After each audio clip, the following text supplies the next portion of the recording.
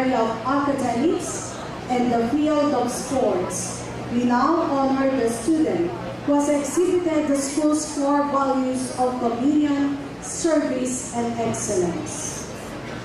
May I request all our 60 loyalty awardees to stand and be recognized.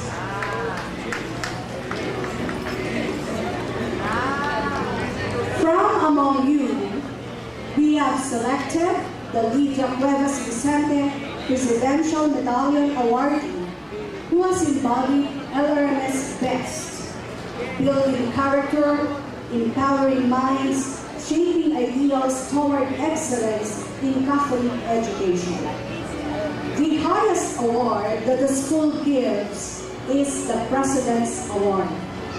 This award is a symbol of the founder's realization of a dream to mold a student who has manifested wholesome character formation, academic competence, and personal enhancement, a worthy, loving citizen and leader. The prestigious President's Award is given to the most outstanding loyalty awardee.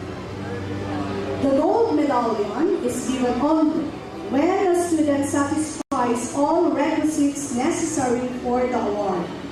Aside from being in this institution for 11 years, he or she must have also shown evidence of excellence in both academic, conduct, and extracurricular activities, thus making him or her a well-rounded Parisian.